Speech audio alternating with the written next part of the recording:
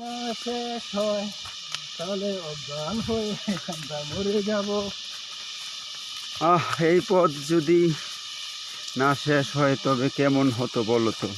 এই গানটা এখানে প্রযোজ্য না, কারণ অনেক কষ্ট। এই গানটা এখানে কোনোভাবেই প্রযোজ্য না, কারণ এই পথ যদি শেষ না হয় নির্ঘাত মৃত্যু অবধারিত। জঙ্গল, কোথাও কোনো এটা বলা যায় অস্তিত্ব সাব্বির ভাই, নেই। চলো না ঘুরে আসি অজানাতে, এটা বলা যায়।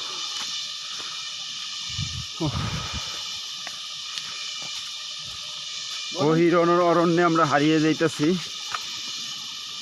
কোথাও ঢালু, উঁচু নিচু পাহাড়, পানির কলকাকলি আপনারা নিশ্চয়ই শুনতে পাচ্ছেন। পানির সুমিষ্ট গর্জন কানে এসে যখন কর্ণকুহরে আঘাত করে, তখন এর অনুভূতি আসলে বাসায় ব্যক্ত করার মতো না। পানি শব্দ ব্যাংক করান। হ্যাঁ, আপনি শুনতে পারছেন কিনা জানি না। যে পাহাড়ি গিরিপথ ধরে পানি অজর স্রোত দ্বারায় বয়ে যাচ্ছে, আর এদিকে ঝিঝি পোকার শব্দ দেখতেই তো পাচ্ছেন।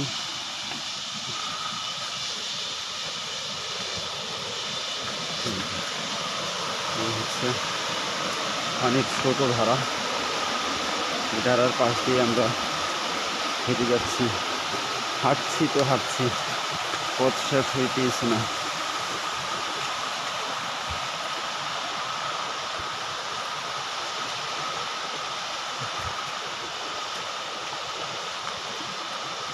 আসলে এই ভয়ঙ্কর সৌন্দর্য আপনাদের সশরীরে না এসে দেখে বুঝবেন না।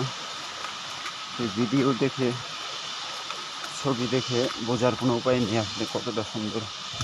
এই সৌন্দর্য ভিডিও বা মোবাইলে, ছবিতে কোনোভাবেই ফুটিয়ে ওঠা সম্ভব নয়। হ্যালো ভাই ব্রাদার।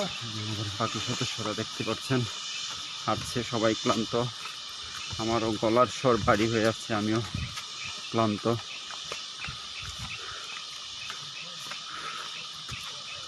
তারপর হাঁটতে হবে। আমরা নাফাকুমের খুব নিকটে আছি এখন, হয়তো আর কয়েক মিনিটের মধ্যেই আমাদের সেই কাঙ্ক্ষিত গন্তব্য নাফাকুমে পৌঁছে যাব।